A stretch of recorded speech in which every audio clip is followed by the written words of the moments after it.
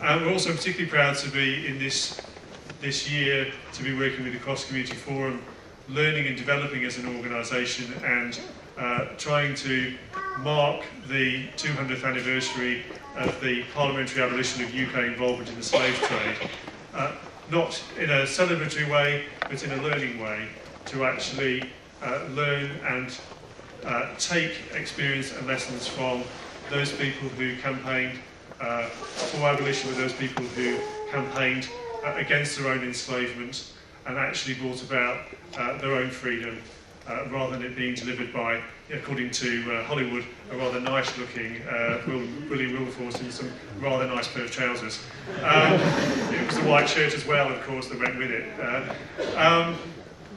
So we're very, very pleased to have you here, and we're very pleased to work across to allow not just World Development Movement's voice to be heard, but the voice of a whole range of people who are on the same journey of working to get rid of global injustice. The point that I'm making here is these international institutions with these conditionality and the privatization, they corrupt local governments, I mean national governments, they corrupt judicial system, they corrupt the media, they take over all the skills and knowledge of these countries.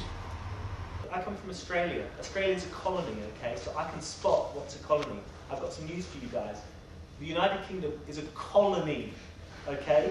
It became clear to you in 2000, the ones with your eyes open, in 2003, when you went to war, even though there were 2 million people, colony. Since 1945, colony. Special relationship. My name's Layla Dean. I'm the campaign assistant on the water campaign. And why do you work for WDM?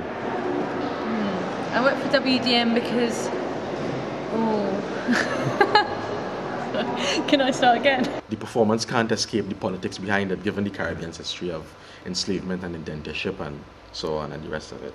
We dance and fight our way through tight alleys and places, dark and war-torn faces of peregrinage and job molasses, baby dolls and midnight robbers. We demand our fees.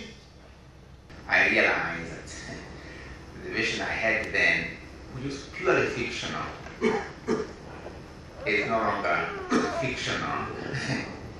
Already in my own country, we are beginning to see the criminalization of struggle. That it's not okay for somebody to go and draw water from a public place, but it's okay for that water to be privatized. Really good, really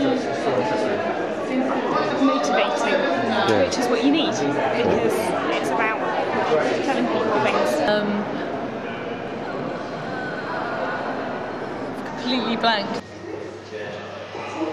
I could list a whole range of examples, but just one, Bolivia, where there was a landmark case against privatisation against the US company in Bechtel.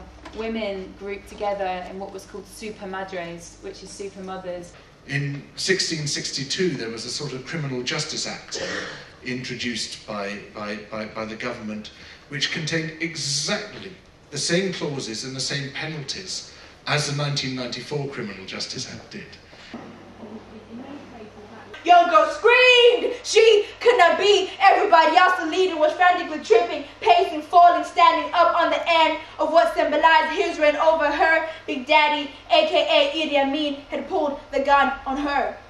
It's been amazing actually. Some of the people that we've met, it's been really exciting, and I went to the seminar on women's activism, which was incredibly exciting because it just shows you how alive it all is, and it relating what's happening in Africa to what's happening over here is a really important part of what I'm doing, so that was very exciting. So I think it's only the activism that we are talking about, to raise the voices of the people and challenging the top, that we still have the possibility for a better world.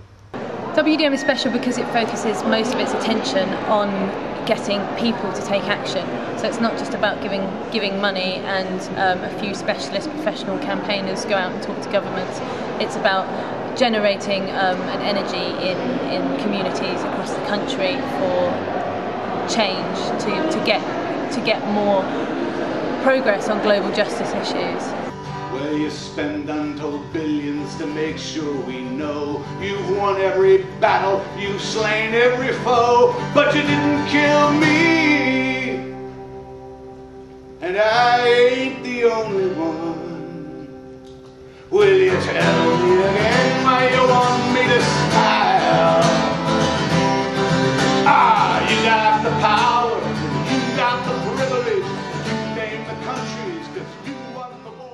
Quite a long day, but definitely worth it. Especially I thought the four speakers at the end were all quite inspirational. As a countervailing force, it is only then that I have great hope that we will win and the people's rules will prevail. I thank you very much.